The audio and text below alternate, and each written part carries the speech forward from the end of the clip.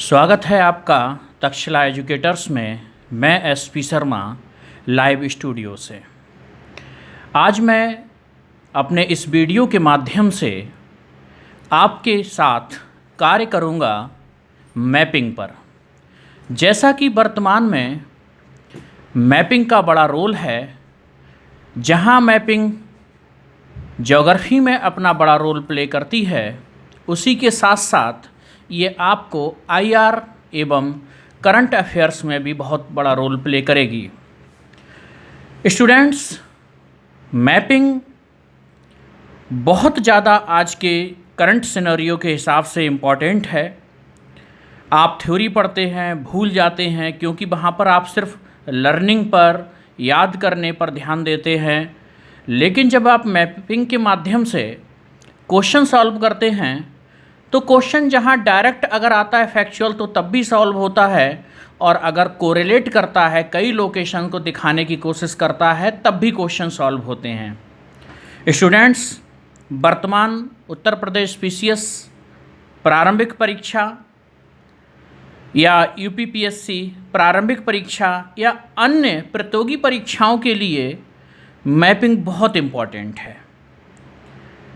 इसी क्रम में आज मैंने एक इम्पॉर्टेंट सेक्शन यूरोप से मैपिंग स्टार्ट कर रहा हूँ। पहला दिन आपका रहेगा यूरोप का। स्टूडेंट्स, मैं चाहता तो इस मैपिंग को प्रोजेक्टर से या बोर्ड पर भी कराता, लेकिन इस मैपिंग को आपके लिए बेहतर बनाने के लिए मैंने डायरेक्ट ऑक्सफोर्ड स्टूडेंट एटलस पर मैपिंग करा रहा हूँ, क्योंकि आपके पास भी एटलस होगा। प्लीज़ जो लोग इस वीडियो को देखें, उनसे मैं उम्मीद करूंगा कि वो लोग इस वीडियो को सुनने के साथ साथ अपना Oxford student Atlas political map Europe का खोल कर बैठें। यहाँ पर मैं सिर्फ पॉलिटिकल मैप आपको दिखाऊंगा। बहुत सारी लोकेशन जस्ट साथ में जुड़ा हुआ जो पेज होता है, उस पर फिजिकल मैपिंग भी होती है। आप घर पर पॉलिटिकल के साथ साथ फिजिकल भी देखें। मैं आपकी सुविधा के लिए बार बार पेज नहीं पलटूंगा। स्टूडेंट्स, यहाँ पर मैंने मैपिंग में कई सारी लाइन ड्रॉ की हैं, कई सारी चीज़ें बनाई हैं। आप अपने ऑक्सफोर्ड स्टूडेंट एटलस से बहुत ज़्यादा प्यार ना करें, कोशिश करें कि जितना मैंने बनाया है उतना सारा कुछ बनाएं। एक बार आप यूरोप की मैपिंग कर लेंगे, मैं आपको पूर्ण विश्वास दिलाता हूं, इसके बाद आपको थ्योरी किताबों से पढ़ने की आवश्यकता नहीं रहेगी। आपको मैपिंग से ही आपका यूरोप पक्का हो जाएगा। आपके संभावना है कि आप औरों से बहुत अच्छा परफॉर्मेंस करेंगे, ज़्यादा से ज़्यादा क्वेश्चन होंगे। यहाँ मैं अपनी गति को, भाषा की गति को बहुत तेज नहीं रखूँगा, स्लो रखूँगा, क्योंकि आप सुनेंगे, देखेंगे इस वीडियो को और आप ड्रॉ करेंगे अपने ऑक्सफोर्ड स्टूडेंट एटलस पर। तो इसी क्रम में स्टूडेंट्स, आपके सामने जो पिक्चर है वो है यूरोप पॉलिटिकल। आप जब अपना मैप ऑक्सफोर्ड स्टूडेंट एटलस खोलेंगे तो उसमें आपको पॉलिटिकल होगा एक पेज पर और एक पर होगा फिजिकल। आप दोनों भी देख सकते हैं, लेकिन मैं शुरू यहाँ से जो करूँगा वो है पॉलिटिकल। मैंने सारी चीज़ें पॉलिटिकल में ही डाल दी हैं, तो आप फिजिकल सिर्फ अपने सहारे के लिए देख सकते हैं। तो प्रारंभ करते हैं स्टूडेंट्स। मैपिंग करने के कुछ तरीके होते हैं, उन तरीकों को भी देखें, आप अपने हिसाब से ना पढ़ें। जहाँ से मैं चलता हूँ सिस्टमेटिक वे में मैपिंग की जाती है और सिस्टमेटिक वे में पढ़ी जाती है। तो आप ऐसे ही कोशिश कीजिएगा बाद को भी अपने आप से पढ़ने की, जिस क्रम में मैंने कराई है। यहाँ पर देखिएगा, मैं आपको पॉइंटर देता हूँ। पहला पॉइंटर है, ये जो जगह है ये आपको स्ट्रेट ऑफ जिब्राल्टर पड़ेगी। Straight of Gibraltar. Straight of Gibraltar अलग करती है यूरोप को अफ्रीका से, अलग करती है यूरोप को अफ्रीका से, जोड़ती है मेडिटेरियन सी को अटलांटिक सी से। जोड़ती है मेडिटेरियन सी को अटलांटिक सी से। एक इस प्रकार दो क्वेश्चन बनते हैं, किसको अलग करती है, किसको जोड़ती है। एक क्वेश्चन और बनता है कि यूरोप का आखिरी देश यहाँ पर स्पेन है और अफ्रीका का आखिरी देश मोरक्को है।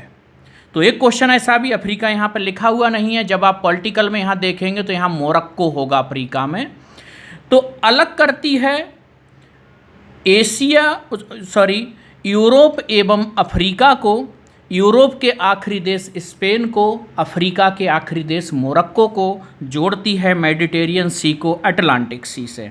अब हम लोग आगे चलते हैं, देखेंगे आपके सामने ये एक स्पेन है। मैं जहाँ जहाँ करा रहा हूँ उसको देखेंगे, ना कि और लाइन को देखेंगे। सिस्टमेटिक कराऊंगा, पहले मैं आपको चीज़ें दिखाऊंगा, जनरल आपको नज़र डलवा रहा हूँ। ये आपको स्पेन है, ये पुर्तगाल है, यहाँ पर ये आपको दिखेगा, ये आपको फ्रांस है, उसके बाद इटली है, यहाँ पर जाएंगे तो आपको स्विट्ज़रलैंड मिलेगा, यहाँ पर जाएंगे तो जर्मनी मिलेगा, यहाँ देखेंगे बेल्जियम मिलेगा, यहाँ देखेंगे आपको नीदरलैंड मिलेगा, यहाँ पर देखेंगे आपको जर्मनी मिलेगा।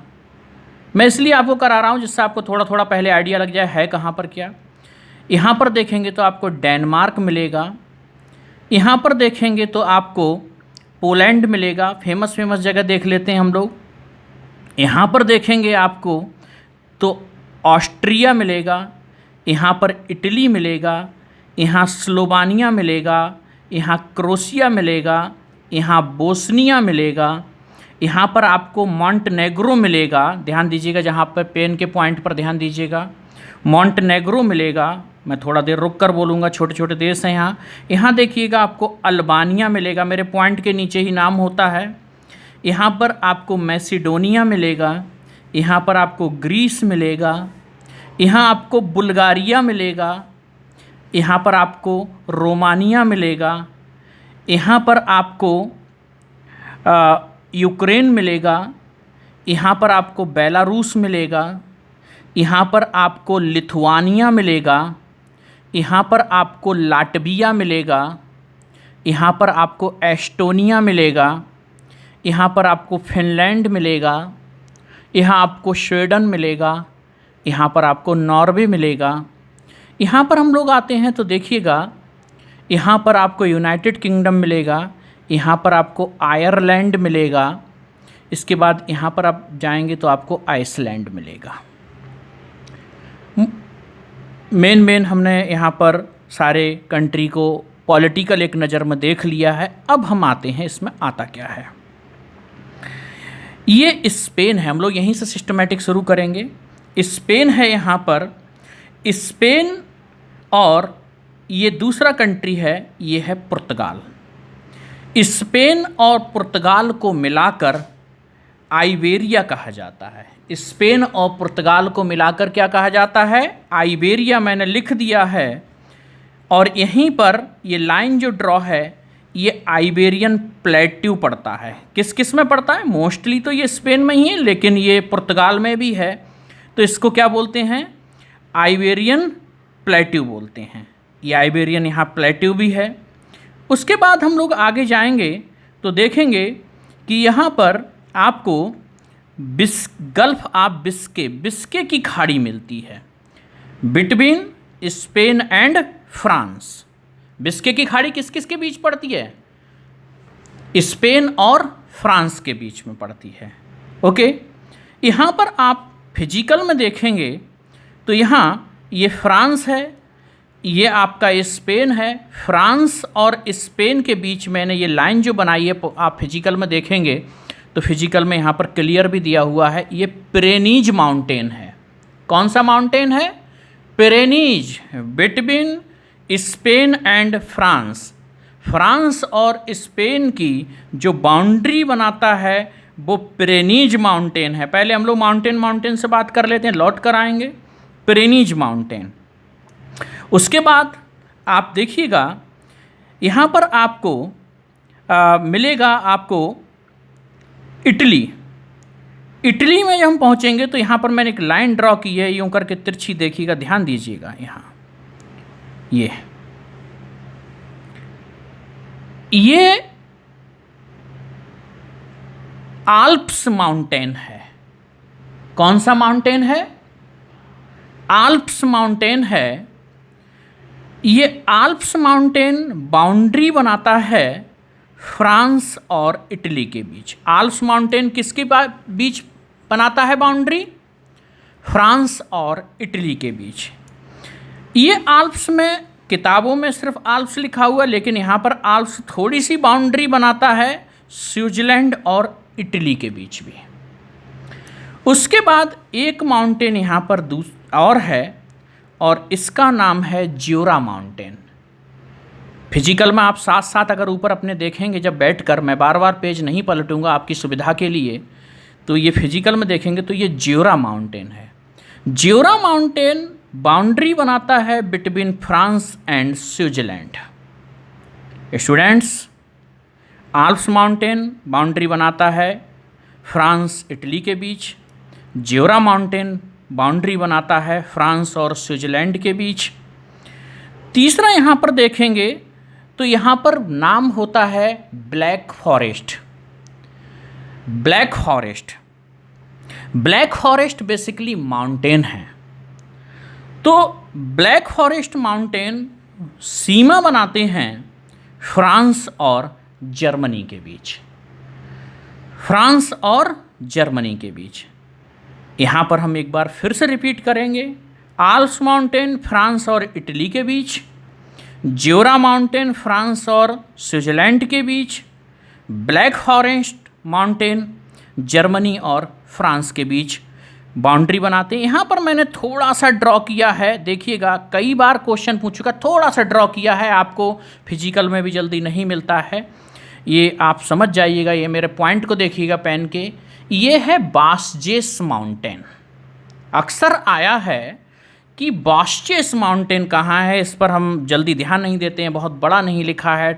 ट्रेडिशनल बुक्स में हम ब्लैक फॉरेस्ट को पढ़ते रहते हैं। स्टूडेंट, बास्जेस माउंटेन के बारे में ये है, ये फ्रांस और जर्मनी के बीच में बाउंड्री बनाता है।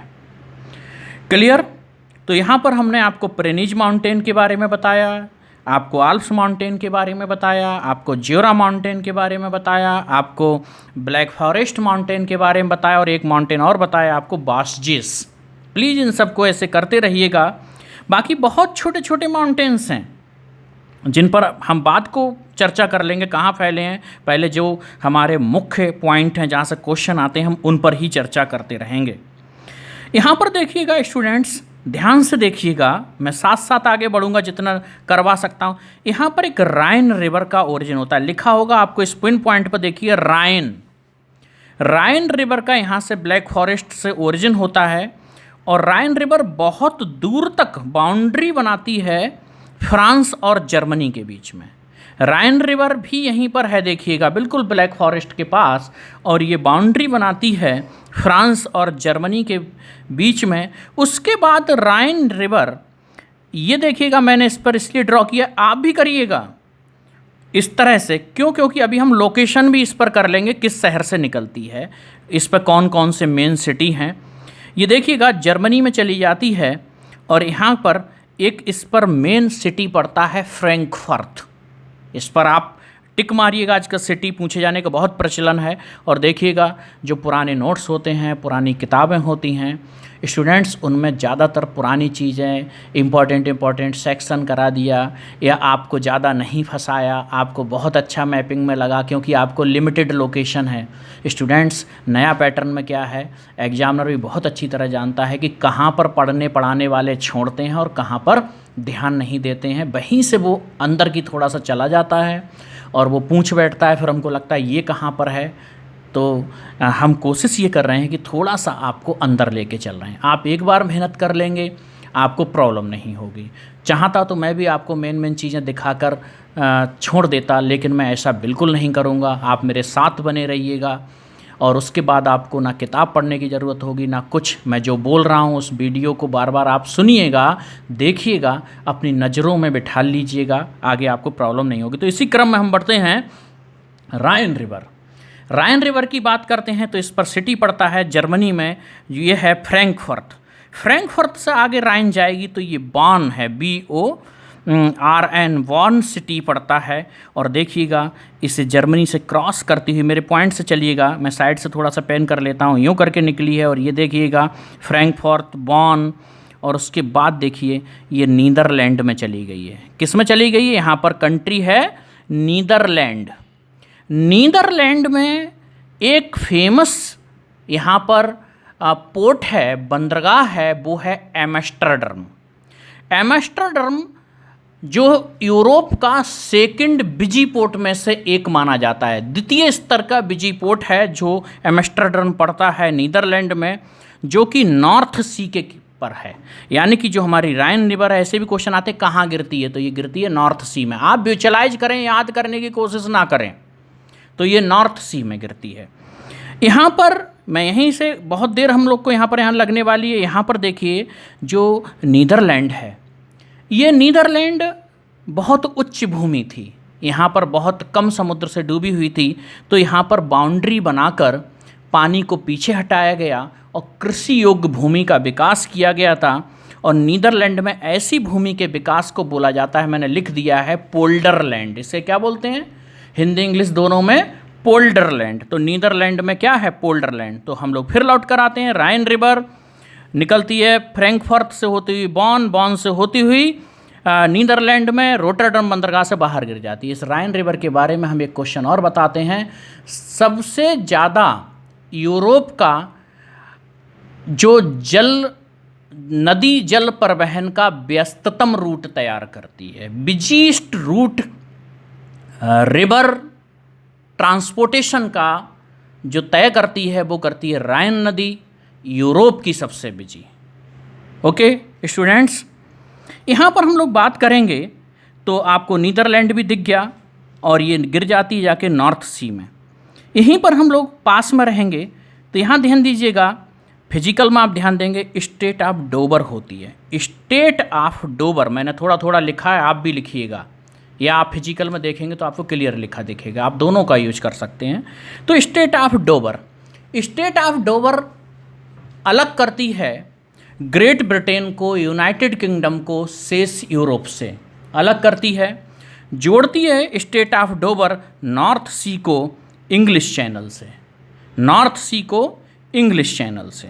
तो यहाँ पर ध्यान रखिए किससे जोड़ती है? नॉर्थ सी को इंग्लिश चैनल से, अलग करती है पूरे यूरोप को यूनाइटेड किंगडम से। स्टूडेंट्स, ऐसे भी क्वेश्चन आते रहते हैं। उसके बाद यहाँ पर ध्यान दीजिए, हम लोग धीरे धीरे यहीं से बढ़ेंगे। यहाँ पर एक रिवर है सीन रिवर। कौन सी रिवर है? सीन। ध्यान दीजिएगा, सीन रिवर पर पेरिस है, पेरिस है सीन रिवर पर, और ये सीन रिवर गिरती है जाकर, यहाँ से चलती है और ये जाकर इंग्लिश चैनल में गिरती है। जैसे मैंने बताया था, राइन गिरती है नॉर्थ सी में और सीन गिरती है इंग्लिश चैनल में। स्टूडेंट्स, यहाँ पर देखिएगा, हम लोग और सारी चीज़ों को आगे बढ़ते जाएंगे। तो यहाँ जब आगे बढ़ेंगे तो ध्यान दीजिएगा, लौटकर इसी जगह पर पहुँचते हैं। यहाँ से एक रिवर का ओरिजिन होता है और ये रिवर मैंने बनाने की कोशिश की है। ध्यान दीजिएगा, ये यहाँ से निकलती है, मैंने नंबर भी डाला है। पहला देश जर्मनी, दूसरा देश नंबर 2 पड़े हुए हैं, आप ऐसे बनाइएगा, ऑस्ट्रिया, उसके बाद स्लोवाकिया नंबर 3 पर, उसके बाद आप हंगरी, हंगरी के बाद में आप आएंगे तो यहाँ देखिएगा सर्बिया है, सर्बिया के साथ में आप चले जाएंगे तो ये रोमानिया है 7वां देश जहाँ ये पहुँचती है। उसके बाद ये बुल्गारिया है, बुल्गारिया के बाद देखिए ये मालडोबा है, ये आपको दिख रहा है मालडोबा, ये मालडोबा से टच करती हुई और फाइनली यूक्रेन, थोड़ा सा यूक्रेन यहाँ तक आया। ध्यान दीजिए, ये मालडोबा को भी टच करती है थोड़ा सा, और थोड़ा सा यूक्रेन से होते हुए फाइनली ब्लैक सी में गिरती है। स्टूडेंट्स, यहाँ पर ये क्वेश्चन आता है 10 देशों को क्रॉस करती है। ये क्या करती है? 10 देशों को क्रॉस करती है। मैंने नंबर भी लिखने की कोशिश की है, number 1, number 2 country, number 3 Slovakia, number 4 Hungary, number 5 number 6, number 5 पर क्या है? Crochet, number 6 Serbia, number 7 Romania, 8 Bulgaria, 9 Moldova और 10 यूक्रेन। स्टूडेंट 10 देशों से ये क्रॉस करती है, बट यहाँ ध्यान रखिए यूरोप की सबसे लंबी नदी नहीं है। कभी क्वेश्चन एक और आता है, मैं बताऊंगा लंबी नदी कहाँ है, लेकिन ये यूरोप की सबसे लंबी नदी नहीं है। यहाँ से अक्सर एक क्वेश्चन आता है कि किस किस कैपिटल से ये क्रॉस करती है। तो यहाँ पर कंट्री 10 है, बट इसके नदी पर कैपिटल कौन कौन सी हैं, तो ध्यान दीजिएगा। यहाँ पर पहली कैपिटल पड़ती है ऑस्ट्रिया की कैपिटल है वियना। वियना सिटी किसके किनारे है? मैं कैपिटल की बात कर रहा हूँ, वो है किस पर? डैन्यूब रिवर पर। इसे क्या बोलते हैं? Danube river. उसके बाद देखिए इस पर एक कैपिटल और है, स्लोवाकिया की ब्राटिस्लावा। उसके बाद हंगरी की कैपिटल बुडापेस्ट। उसके बाद सर्बिया की बेलग्रेड। उसके बाद बुल्गारिया से निकलते जाइए, ये सारी कैपिटल इस पर पड़ती हैं। तो आप ध्यान रखिएगा ये 10 देशों से निकलती है, सबसे बड़ी नदी नहीं है, सबसे बड़ी दूसरी नदी है, और उसके बाद ये इतनी सारी कैपिटल्स को क्रॉस करती है, या इतनी सारी कैपिटल्स इस पर हैं बनी हुई। ओके, आगे बढ़ेंगे हम लोग, तो ध्यान दीजिएगा। यहाँ लौट कर आते हैं स्टूडेंट्स। इटली में एक नदी है, इटली में एक नदी है पो। इटली की कौन सी नदी है? पो। ये पो नदी जो इटली में है, इसे यूरोप की गंगा कहा जाता है। इसे क्या कहा जाता है? यूरोप की गंगा, पो, पो नदी। और देखिएगा इस ये पो नदी है, ये एड्रियाटिक सी में गिरती है। मैं एड्रियाटिक से ही बहुत क्वेश्चन आते हैं, बिल्कुल छोटी छोटी आँखों से देखिए, बड़ी बड़ी चीज़ के साथ छोटा भी। तो पो नदी गिरती है, इटली में है, गिरती है एड्रियाटिक में, इसे यूरोप की गंगा कहा जाता है। इस पर शहर है मिलान। आप ध्यान दीजिएगा, ये क्या है? मिलान। और एक शहर है यहाँ पर, मेरे उस पर दब गया, लेकिन इस पिन पॉइंट पर आप अपने में देखेंगे, तुरीन। ये पो नदी पर हैं। मिलान जो शहर है उसे इटली का मैनचेस्टर कहा जाता है। स्टूडेंट्स, जो मैनचेस्टर है वो फेमस फॉर कॉटन इंडस्ट्री के लिए है यूके में, लेकिन वो इतना फेमस है कि अब जहाँ जहाँ भी काम होता है कपड़ों का, वहाँ पे कहते हैं कि मैनचेस्टर। तो मिलान है मैनचेस्टर कहा जाता है, लेकिन जो मैनचेस्टर है वो कॉटन को फेमस है। यहाँ पर ध्यान रखिएगा, मिलान ऊनी वस्त्र के लिए फेमस है। ओके स्टूडेंट्स, ऊनी वस्त्र के लिए। उसके बाद ये तुरिन है, इसे कहा जाता है इटली का डेट्रॉइट। ये डेट्रॉइट नाम कहाँ से आया है? डेट्रॉइट बेसिकली जो सिटी है वो यूएसए में है, और डेट्रॉइट फेमस है ऑटोमोबाइल इंडस्ट्री के लिए। तो यहाँ इटली के तुरिन में भी ऑटोमोबाइल्स का बहुत काम होता है, तो इसीलिए इसे कह देते हैं इटली का डेट्रॉइट। मीन्स तुरिन क्या है? इटली का डेट्रॉइट। मैं 2 बार 3 बार इसलिए रिपीट कर रहा हूँ क्योंकि आप मेरी सिर्फ वॉइस को सुन रहे हैं, इसलिए आपको कोई कन्फ्यूजन ना हो, इसलिए मैं 2 बार 3 बार रिपीट कर रहा हूँ कि किसी का कुछ छूटे ना। बने रहिए इसी क्रम में, हम लोग साथ साथ और आगे बढ़ते हैं। तो इटली में एक नदी है, यहाँ पर देखिए आपको टाइबर। कौन सी नदी है? टाइबर। टाइबर नदी पर इटली की और ये टाइबर गिरती है मेडिटेरियन सी में, यहाँ गिरेगी आकर, और इस पर इटली की राजधानी है रोम। इटली की राजधानी रोम किस पर है? टाइबर नदी पर। ध्यान दीजिएगा। यहाँ पर हम लोग आते हैं, थोड़ा अंदर आ जाएंगे हम लोग, इस जगह को कर लेते हैं। ये बहुत इंपॉर्टेंट सेक्शन है स्टूडेंट्स। हम लोग यहाँ से थोड़ा थोड़ा आए, नीचे को शिफ्ट हो रहे हैं। यहाँ ध्यान दीजिएगा, हम लोग फ्रांस के नीचे से किनारे से चलते हैं। यहाँ देखिएगा गल्फ ऑफ लाइन है। क्या है यहाँ? Gulf of line. अब ये छोटी छोटी चीज़ों को बहुत पूछने लगा है। गल्फ ऑफ लाइन कहाँ है, किसके बीच है? तो ये फ्रांस में है और ये मेडिटेरियन सी में है। उसके बाद देखिए छोटे छोटे आइलैंड्स आपको दिख रहे हैं, काफ़ी बड़े हैं। ये यूरोप है इसलिए दिखाया गया है छोटा छोटा करके। यहाँ पर देखिए आइलैंड है क्रोशिया, आपको बिल्कुल मेरे पेन पर बने रहिए, क्रोशिया, और इस पर कब्जा है फ्रांस का। और उसके नीचे देखिएगा आइलैंड है सार्डिनिया, इस पर कब्जा है इटली का, ब्रैकेट में लिखा हुआ है। और इसके बीच में स्टेट ऑफ बोनीफेसियो है, strait of Bonifacio between Corsica and Sardinia.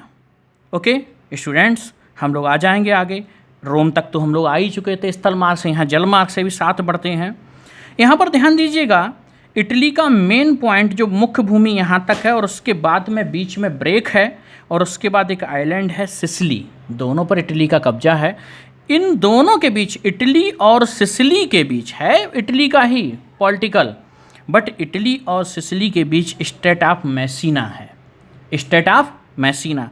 ये सिसिली आप पढ़ेंगे ज्योग्राफी में तो ज्वालामुखी उद्गार के लिए जाने जाते हैं, यहाँ पर ज्वालामुखी फटते हैं सिसिली में, और यहाँ पर एटना वगैरह जो ज्वालामुखी हैं, और भूमध्य सागर का प्रकाश स्तंभ वगैरह जो कहलाते हैं, ठीक है, ये सारे यहाँ पर आपको दिखेंगे सिसिली के पास। तो मैं यहाँ पर भूकंप ज्वालामुखियों की बात ना करते हुए सिर्फ जगह की बात कर रहा हूँ, यहाँ पर मिलेंगे। इसके बाद देखिए आप पहुँच जाएंगे यहाँ आयोनियन सी में। कहाँ पहुँच जाएंगे आप लोग, मेरे पेन पॉइंट पर रहिए, आयोनियन सी में। उसके बाद आप लोग आगे बढ़ेंगे तो आप देखिए स्टेट ऑफ ओट्रेंटो है, ध्यान दीजिएगा, state of Otranto. State of Otranto अलग करती है मुख्य, तो ये बड़ा सागर कौन सा है, मेडिटेरियन है, या इसका छोटा सा सी, देखिए बड़े को क्या कहते हैं सी, मतलब सी, ये कौन सा है, मेडिटेरियन, और इसी का एक पार्ट है आयोनियन। तो ये जोड़ती है एड्रियाटिक सी को आयोनियन से, या हम कह सकते हैं एड्रियाटिक सी को मेडिटेरियन सी से। और आप इसके साथ अंदर चले जाएंगे, अक्सर एक क्वेश्चन यहाँ पर मैं थोड़ी सी चीज़ अलग चाहूँगा, या तो क्वेश्चन कर देता है कि पूरे मेडिटेरियन सी पर कौन सा नहीं है देश इन निम्न में से, या क्वेश्चन कर देता है एड्रियाटिक सी पर कौन सा देश नहीं है, तो मैं सारे देश कराऊंगा। उसके बाद एक कर देता है कि ब्लैक सी पर कौन सा नहीं है, पेन ध्यान दीजिएगा, इसमें थोड़ा सा आपको एशिया का भी सहारा लेना पड़ेगा, क्योंकि एशिया भी इसमें नहीं है, लेकिन मैं बता दूंगा एशिया की पार्ट यहाँ नहीं दिखेंगे, वो तो एशिया में दिखेंगे। उसके बाद जैसे कैस्पियन सी है, इधर पेन ध्यान दीजिएगा, ये कैस्पियन सी है, इसको भी पूछ लेता है, तो इसमें जो वाइट कलर की बाउंड्रीज दिख रही हैं ये बेसिकली एशियन कंट्रीज़ की हैं। हम कोशिश करेंगे आपको यहीं पर बता दें, और आप क्या करिएगा, भले ही आप एशिया का मैप देखकर इसे कंप्लीट कर लीजिएगा, कैस्पियन को कंप्लीट कर लीजिए। कैस्पियन में तो मोस्टली एशियन देश हैं, केवल रशिया है यूरोपियन पार्ट, तो यहाँ पर आप कंप्लीट कर लीजिए। मैं बात को बताता हूँ, लौट कर हम लोग रहते हैं यहीं पर जहाँ पर थे, कहाँ स्टूडेंट्स, फिर से आते हैं हम लोग, और वो है एड्रियाटिक सी। एड्रियाटिक सी में ध्यान दीजिएगा, बहुत क्लोज करके देखिएगा, यहाँ पर एड्रियाटिक सी में आप देखेंगे तो इटली की पूरी बाउंड्री है। मेरे पेन के साथ चलिए यहाँ तक, यहाँ ध्यान दीजिएगा तो एक बाउंड्री है स्लोवेनिया, कौन सी है, स्लोवेनिया, थोड़ा सा ध्यान दीजिए, पिन पॉइंट की बराबर है। उसके बाद बाउंड्री है क्रोशिया की, यहाँ तक देखिएगा। उसके बाद में देखिएगा यहाँ पर बाउंड्री है थोड़ी सी बोस्निया की, और उसके बाद ध्यान दीजिएगा मॉन्टेनेग्रो है, और उसके बाद देखिए अल्बानिया है। अल्बानिया तक हम जाएंगे क्योंकि इसके बाद ग्रीस बाहर हो गया है। तो इतने सारे कंट्री हैं एड्रियाटिक सी पर। एड्रियाटिक सी को एक बार हम फिर देखेंगे, आप कोडिंग बनाइए, गाना बनाइए, कुछ भी बनाइए, आप बाउंड्रियों के बना लीजिएगा। मेडिटेरियन सी पर कौन सी है, आप भले ही सर्किल अलग बनाइए कॉपी पर, आप ज़रूरी नहीं इतना डिजाइन करें, आप गोल सर्किल बनाइए, बना लीजिएगा कौन कौन सा कंट्री है पूरे मेडिटेरियन सी पर। एड्रियाटिक सी पर कोडिंग करिएगा, ब्लैक सी पर, कैस्पियन सी पर। स्टूडेंट्स यहाँ से एक क्वेश्चन आता ही आता है, हम पढ़ा के चले जाते हैं, आप पढ़ लेते हो ना, आप कोडिंग बनाते हो, और यहाँ पर क्वेश्चन हर कंपटीशन में करता है, कभी वो कैस्पियन सागर को पकड़ लेता है, कभी ब्लैक सी को पकड़ लेता है, और हमसे क्वेश्चन गलत हो जाते हैं। अब आपको गलत नहीं करना है, कोडिंग करिए, कुछ भी करिए, विजुअलाइज कीजिए, जगह देखिए, कोशिश करिए, दिखकर भी बहुत कुछ होता है। तो खैर हमने एड्रियाटिक सी से लौट कर आ गए, और नीचे आ गए, देखिएगा यहीं पर आ गए फिर से ग्रीस। ग्रीस के साथ स्टूडेंट हम लोग पानी में चलते हैं, किनारे से नीचे नीचे होते हुए, और यहाँ देखिएगा यहाँ पर एक छोटा सा सागर, ये कंट्री दिख रहा है, ग्रीस के साइड में दिख रहा है। आपका जो नया एडिशन है वो और लाइट होगा, ठीक है, तो वो और अच्छा क्लियर दिख रहा होगा। समय समय पर सुधार होता रहता है। यहाँ पर देखिए आपको तुर्की दिख रहा है। ये क्या दिख रहा है? तुर्की। तुर्की बेसिकली यूरोप में भी है और किस में है? एशिया में भी है। आप एशियन में देखेंगे तो यहाँ पर भी आपको तुर्की दिखेगा, मैं जहाँ पे पेन चला रहा हूँ, यानी कि दोनों तरफ है। तो तुर्की के बीच में है क्या? सी ऑफ मरमरा। यहाँ पर सी ऑफ मरमरा होगा। और इस सी ऑफ मरमरा, और यहाँ पर ध्यान दीजिए जहाँ मैं पेन चला रहा हूँ, ये बाहर लिख दिया है बॉस्पोरस स्टेट है। Bosphorus strait between Black Sea and Sea of Marmara. आपका शिप सी ऑफ मरमरा से होता हुआ बॉस्पोरस स्टेट से होता हुआ ब्लैक सी में पहुंच जाएगा। स्टूडेंट्स, ये ब्लैक सी में आप पहुंच जाएंगे। क्लियर? आपका शिप देखिएगा, बिल्कुल मैं एक बार फिर लौट कर आता हूँ। मेडिटेरियन सी से होता हुआ आपका सी जो शिप है वो सी ऑफ मरमरा, और उसके बाद बॉस्पोरस स्टेट, उसके बाद ब्लैक सी में पहुंच जाएगा। अभी मैं अंदर नहीं जा रहा हूं, यहीं पर रहता हूं। और ये देखिएगा ब्लैक सी पर मैं सारे देश बात को बताऊंगा, पहले इसी क्रम में आगे बात कर लेता हूं। इस पर स्टेट ऑफ कर्च है, strait of Kerch, Kerch between Black Sea and Azov Sea. आपका शिप एजोब सी में पहुंच जाएगा। और उसके बाद ध्यान दीजिएगा स्टूडेंट्स, एक रिवर आई हुई है यहाँ पर, देखिएगा यहाँ पर ये डॉन रिवर है यहाँ पर। इसके बाद क्या होता है कि शिप बहुत हद तक इसके अंदर एजोब सी से नदी के अंदर तक भी चला जाता है, रसिया के काफ़ी अंदर तक शिप यात्रा कर लेता है। तो लौट कर आते हैं हम लोग इस ब्लैक सी पर। स्टूडेंट्स यहीं पर रुकते हैं। आप एक बार चाहें तो मैं फिर रिपीट कर देता हूँ। सी ऑफ मरमरा, बॉस्पोरस स्टेट, उसके बाद ब्लैक सी, ब्लैक सी के बाद हम स्टेट ऑफ कर्च जाएंगे, एजोब सी। स्टूडेंट देखिएगा जो ब्लैक सी है वो कौन कौन देश बाउंड्री बनाता है, मैं यहाँ पर आपको बताता हूँ। यूरोप का तुर्की, यहाँ से चलते हैं, पहले यूरोप देख लेते हैं, उसके बाद मैं यहाँ भी आपको बता दूँगा। तो यूरोप का तुर्की, ओके स्टूडेंट्स, और तुर्की देखिएगा, बैक आ जाते हैं हम लोग, इधर से कर ले। तुर्की यूरोप में भी है, और उसके बाद देखिए तुर्की यहाँ तक है, मैंने लिख दिया है तुर्की। तो तुर्की एशिया में भी है। कैसा भी क्वेश्चन आ सकता है, कौन सा देश यूरोप और एशिया में? लोग रसिया को तो कहते हैं, आप तुर्की भी देखिएगा, तुर्की यूरोप और एशिया दोनों में है। तो यहाँ तक तुर्की की बाउंड्री है। उसके बाद ब्लैक सी पर एक कंट्री है यहाँ तक, ध्यान दीजिए इतना हिस्सा, ये जॉर्जिया। तो ये एशिया के पार्ट हैं, तुर्की, जॉर्जिया, और उसके बाद रशिया। उसके बाद देखिएगा, ये तो आपको दिख रहा है कलर, उसके बाद यूक्रेन, और उसके बाद आपका जो जगह बचता है वो ये आ जाता है, कौन सा आपका बुल्गारिया आ जाता है। तो यहाँ ध्यान रखिएगा कि ब्लैक सी पर कौन कौन से देश हैं। तो यहाँ ध्यान दीजिएगा ब्लैक सी पर देश कौन कौन से हैं। वो है तुर्की, वो है आपका बुल्गारिया, जॉर्जिया, उसके बाद रसिया है। इस तरह से आप बाउंड्री ध्यान रखिए, यूक्रेन है। इन सब बाउंड्रियों को ध्यान रखिएगा, आप अपने मैप बनाइएगा, कोडिंग बनाइएगा, इसे ध्यान दीजिएगा। ओके स्टूडेंट्स, हम यहाँ पर और बात करते हैं आगे बढ़ते हुए। तो यहाँ ध्यान दीजिएगा, आपने एक सुना होगा कि आइबेरिया कंट्री कौन से हैं, आइबेरिया कंट्री। तो आइबेरिया में यहाँ पर जो यूगोस्लाविया था पहले, उसके देश हैं।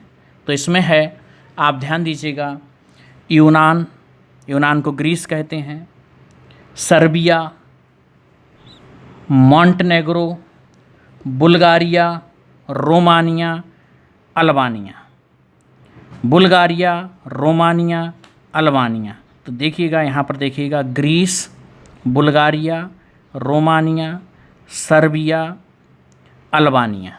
ये बीच में सिर्फ ये हिस्सा नहीं है, मैसिडोनिया को हटाकर यहाँ पर देखिएगा मॉन्टेनेग्रो भी है। अगर आप इस हिस्से को देखिएगा,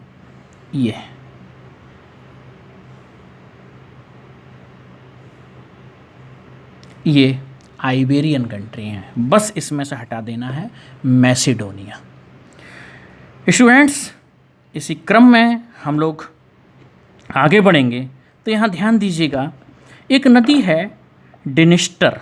ऐसे भी क्वेश्चन आता है कौन सी नदी ब्लैक सी में गिरती है। तो आप देखिए यहाँ पर एक तो डैन्यूब गिरती है, उसके बाद एक नदी देखिएगा यहाँ पर डिनिस्टर है, उसके बाद एक नदी बग है, उसके बाद एक नदी डिनीपर है। तो कौन कौन सी नदियाँ गिर रही हैं इसमें? डैन्यूब, डिनिस्टर, ध्यान दीजिएगा, बग, डिनीपर, और एक नदी देखिएगा आप यहाँ से आती है डॉन। वोल्गा यहाँ जाती है, वोल्गा कैस्पियन में जाती है, ध्यान दीजिएगा। यूरोप की सबसे लंबी नदी वोल्गा है, लेकिन ये वोल्गा पूरे रूस में बहती हुई कैस्पियन सागर में गिरती है, जबकि जो ये डॉन रिवर है ये किस में गिरती है आकर? एजोव सी से आकर गिरती है ब्लैक सी में। तो यहाँ पर नदियाँ ध्यान दीजिएगा,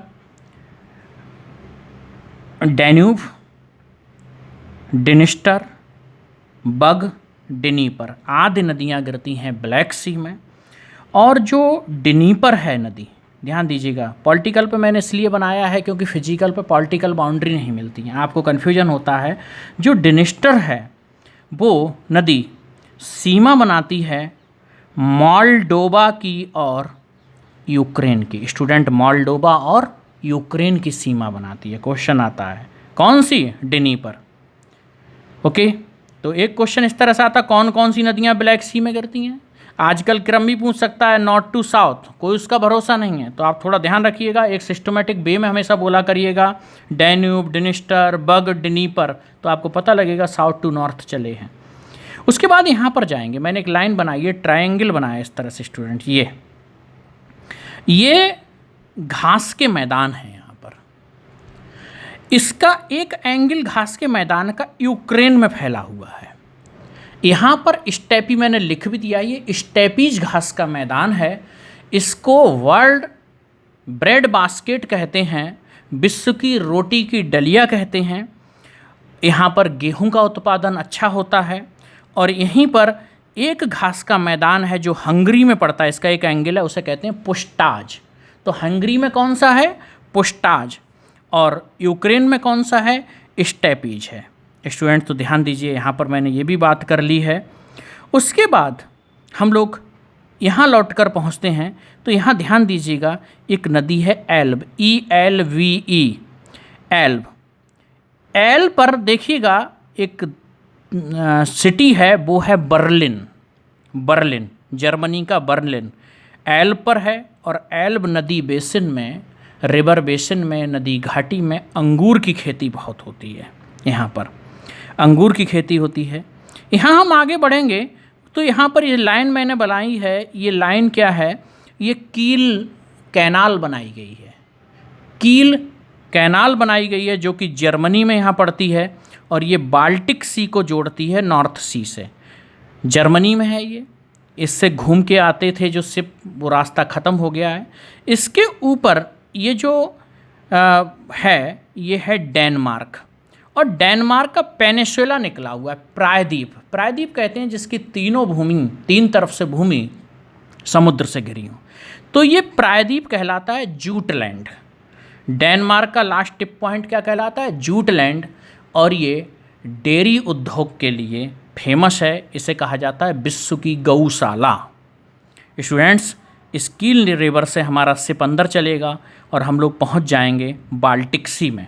स्टूडेंट्स, बाल्टिक सी में बाल्टिक स्टेट कहा जाता है लिथुआनिया और लिथुआनिया, लाटविया और हाँ सही है, लिथुआनिया, लाटविया, एस्टोनिया, इनको कहा जाता है बाल्टिक स्टेट। यहाँ पर देखें, gulf of Finland, between Finland and Estonia. अब वो क्या करता है? ऑप्शन बना देगा फिनलैंड और लाटविया, फिनलैंड और एस्टोनिया, फिनलैंड और लिथुआनिया। आपको कन्फ्यूजन क्रिएट कराएगा, आप ध्यान रखिएगा, ये गल्फ ऑफ फिनलैंड है। उसके बाद देखिएगा, यहाँ हम लोग पहुँचते हैं तो यहाँ पर देखिएगा गल्फ ऑफ बोथनिया है, बिटवीन स्विट्ज़रलैंड और फिनलैंड। स्टूडेंट्स, ये देखिएगा, यहाँ पर ये स्थितियाँ हैं स्वीडन और फिनलैंड के बीच में, गल्फ ऑफ बोथनिया। यहाँ ध्यान दीजिएगा, एक क्वेश्चन आता है कि समुद्रों के किनारे, जैसे ये नॉर्वे कंट्री है, ध्यान दीजिए, मैंने यहाँ पर पॉइंट बनाया, समुद्र के किनारे अपर्दन के कारण, अपर्दन मीन्स इरोजन के कारण specific type of structure develop होते हैं और इस स्ट्रक्चर को कहते हैं फियोर्ड। हिंदी इंग्लिश सब एक है, टर्मिनोलॉजी ज्योग्राफी में सब एक होता है, लिखा भले ही हिंदी में है लेकिन इसे इंग्लिश में फियोर्ड बोलते हैं। और दुनिया का सबसे बड़ा फियोर्ड यहाँ पर सोगन है। किसमें? नॉर्वे में, सोगन। स्टूडेंट्स, अगर हम लोग चले जाएं ऊपर तो देखिएगा यहाँ पर अगर हमें लास्ट पॉइंट यहाँ आइसलैंड दिखेगा और यहाँ पर नॉर्वे। नॉर्वे का सबसे ऊपरी भाग, क्वेश्चन आता है आर्कटिक सर्किल के पास यूरोप का सबसे नज़दीकी हिस्सा कौन सा है, तो आपको टिक करना है नॉर्वे। आइसलैंड नहीं है, वो तिरछा करके बना होता है, हम लोग को लगता है ऊपर, लेकिन जो सर्किल में अगर उसको डायमीटर में मापा जाए तो आर्कटिक पड़ता है। आर्कटिक का सर्किल सबसे नज़दीक पड़ता है नॉर्वे। यहाँ पर एक मुर्मस्क बंदरगाह है, ये रसिया का मुर्मस्क बंदरगाह है। इस मुर्मस्क बंदरगाह को मैं ओशनिक करंट में बताऊंगा कि ये कहाँ क्यों जिक्र आता है।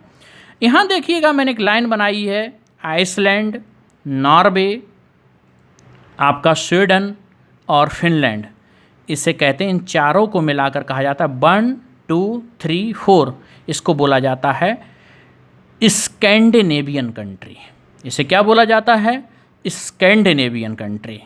स्टूडेंट्स, उसके बाद हम लोग बात करेंगे तो आइसलैंड की राजधानी आपको दिखेगा रिजविक है, REYKJEVIK। ये विश्व का सबसे पुराना संसदीय लोकतंत्र है आइसलैंड में। उसके बाद हम लोग आते हैं यूनाइटेड किंगडम में।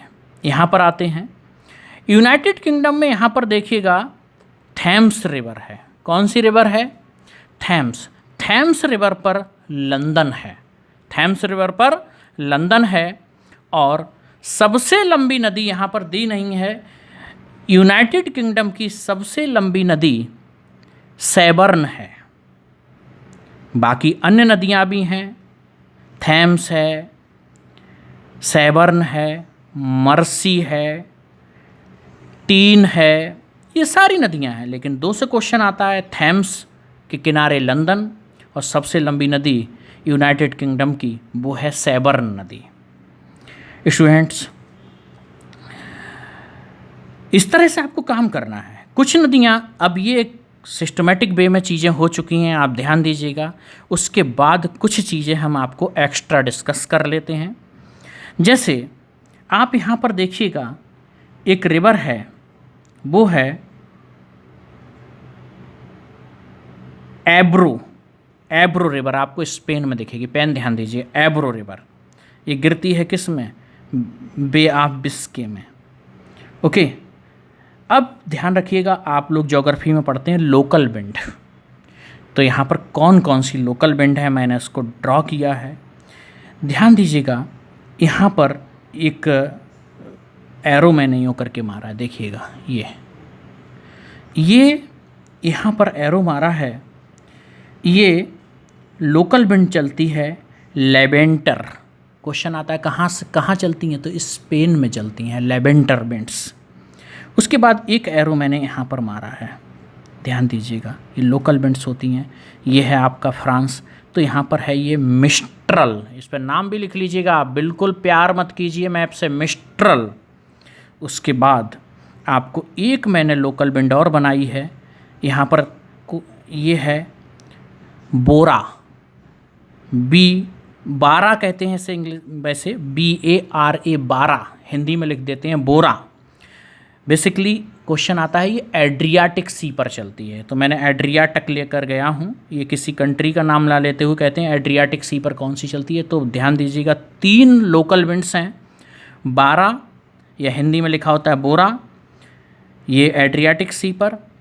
यहाँ पर देखिएगा मिस्ट्रल है, ये आपका फ्रांस में है, और एक आपका लेवेंटर है, ये स्पेन में है। स्टूडेंट, ये 3 तरह की यहाँ लोकल विंड चलती हैं। यहाँ पर एक देखिएगा जगह बिल्कुल किनारे से बॉर्डे, ये फ्रांस में शराब का सबसे बड़ा उत्पादन केंद्र है, बोर्डे। यूरोप खाद्यान्न का आयात करता है स्टूडेंट्स। फ्रांस जो कंट्री है, जब हम यहाँ पर आपको बताएंगे कि यूरोप में जो यूरोप है ये पश्चिमी यूरोप कहलाता है, जहाँ मैं पेन चला रहा हूँ। पश्चिमी यूरोप का जो स्पेसिफिक टाइप ऑफ क्लाइमेट्स है, जो कि उत्तरी अटलांटिक प्रवाह के कारण बनता है, क्वेश्चन दे देता है, गल्फ स्ट्रीम के कारण बनता है। यहाँ पर इन किनारों पर वर्षा होती है, फ्रांस में वर्षा होती है।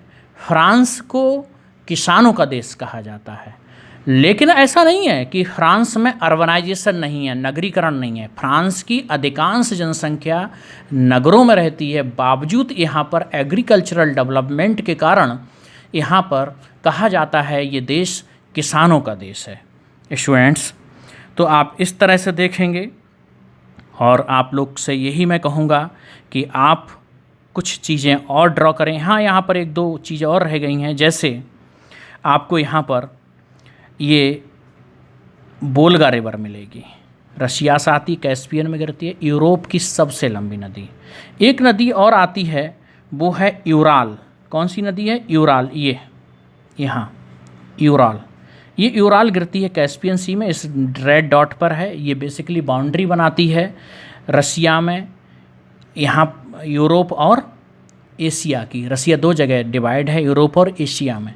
यहाँ पर ही एक यूराल माउंटेन भी है, इसी के पैरेलल ये भी यूराल माउंटेन बनाता है बाउंड्री यूरोप और एशिया की। यहाँ पर स्टूडेंट्स एक माउंटेन है, यहाँ देखिएगा, काकेसस माउंटेन। कौन सा है? काकेसस।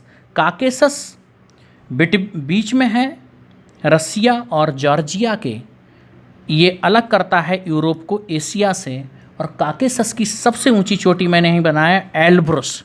एल्ब्रुस चोटी जहाँ काकेसस की सबसे ऊंची चोटी है, वहीं ये एल्ब्रुस चोटी पूरे यूरोप की सबसे ऊंची चोटी है स्टूडेंट्स। यहाँ पर आप लोग कोशिश करते रहिएगा, प्रयास करते रहिएगा, वीडियो को बार बार देखिएगा। यहाँ आप बार बार वीडियो देखकर बार बार विजुअलाइज कीजिएगा। एक जगह और है, यहाँ पर देख लीजिए, मार्सेली, फ्रांस की। ये मार्सेली दूसरा सबसे बड़ा सिटी है यूरोप का, ध्यान दीजिए ये पॉइंट पर। ओके, उसके बाद जर्मनी में एक रूर प्रदेश पड़ता है। Ruhr areas famous for coal के लिए है, ये प्रसिद्ध कोयला के लिए, एंड रिच फॉर मिनरल्स। यहाँ पर बहुत सारे संसाधन पाए जाते हैं, इसीलिए छोटा नागपुर को भी रूर प्रदेश कहते हैं, क्योंकि छोटा नागपुर में भी विभिन्न प्रकार के संसाधन पाए जाते हैं स्टूडेंट्स। और ज़्यादा चीज़ें आप करते रहिएगा, बार बार इससे विजुअलाइज कीजिएगा। वीडियो भी हमारा अच्छा खासा लंबा, लगभग 50 मिनट का हो चुका है, और आप देखेंगे कि आपके मोस्टली क्वेश्चन सॉल्व हो जाएंगे। नदियों पर विशेष फोकस कीजिए, जहाँ नदियों पर शहरों के आप देखिए कौन कौन सा सिटी है, वहीं नदियों पर ये भी ध्यान रखिएगा कि उत्तर से दक्षिण कौन नदी है। जैसे ये एल्ब है, यहाँ राइन है, यहाँ पेरिस है, यहाँ पर एक नदी मैंने आपको और बताई थी, एब्रो है। कभी कभी ऐसे क्रम भी पूछ सकता है, उसका कोई भरोसा नहीं। आजकल ऐसी क्वेश्चन बहुत कर रहा है, क्रम पूछ बैठ सकता है, या ऐसे भी क्रम आ सकते हैं, ध्यान दीजिएगा। मेडिटेरियन सी, उसके बाद एड्रियाटिक सी, ब्लैक सी, कैस्पियन सी कह देगा, पश्चिम से पूरब सागरों का क्रम लगाओ। ब्लैक सी पर कौन कौन से देश हैं, एजोब सी किसके बीच है, कैस्पियन पर कौन से देश हैं, एड्रियाटिक पर कौन से देश हैं, इन सब का स्टूडेंट्स आप मैपिंग कीजिएगा। एक पॉइंट और मैं बता रहा हूँ, यहाँ पर आपका पड़ता है जाकर, इसे न्यू साउथहैम्पटन बोलते हैं, लंदन के पास पड़ता है। ये न्यू साउथहैम्पटन होता है, यहाँ पर 4 बार जब आप पढ़ेंगे तो ज्वार भाटा पढ़ेंगे। यहाँ पर दुनिया में हर जगह 24 घंटे में 2 बार ज्वार और 2 बार भाटा आता है, लेकिन ये न्यू साउथहैम्पटन एकमात्र अपवाद है जहाँ 4 बार ज्वार आता है, 4 बार भाटा आता है, 2 बार नॉर्थ सी से और 2 बार इंग्लिश चैनल से। यहाँ पर आप देखिए एक लाइन होती है, prime meridian time zone. Prime meridian time zone इसे कहते हैं, हिंदी में कुछ यमोत्तर रेखा बोलते हैं। ये देखिएगा 0 डिग्री होता है जब आप टाइम निकालते हैं जब टाइम निकालेंगे तो यहाँ पर देखिए लंदन के पास एक ग्रीनविच से गुजरती है, तो ये प्राइम मेरिडियन टाइम जोन किसके पास गुजरती है? लंदन के पास ग्रीनविच से। स्टूडेंट, इसी के साथ मैं यहाँ पर आपको समाप्त करता हूँ। Thank you. अगले वीडियो में हम फिर मिलते हैं। एक बार आपका एसपी शर्मा स्वागत करते हैं फिर से अपने अगले वीडियो के लिए। बाकी आप देखते रहिएगा। मैपिंग में मैंने डायरेक्ट ऑक्सफोर्ड स्टूडेंट कराने का, मैंने जैसे शुरू से कह दिया था कि एटलस से कराने का उद्देश्य ये था कि मैं अपना फेस बार बार लेकर आऊँ। आपको मेरा फेस महत्वपूर्ण नहीं है, सिर्फ महत्वपूर्ण है तो वो है मैपिंग, आपकी एटलस, आपकी कॉपियाँ, आपके कार्य। आप इस पर मेहनत करते रहिए। मिलते हैं अपने अगले वीडियो से। धन्यवाद।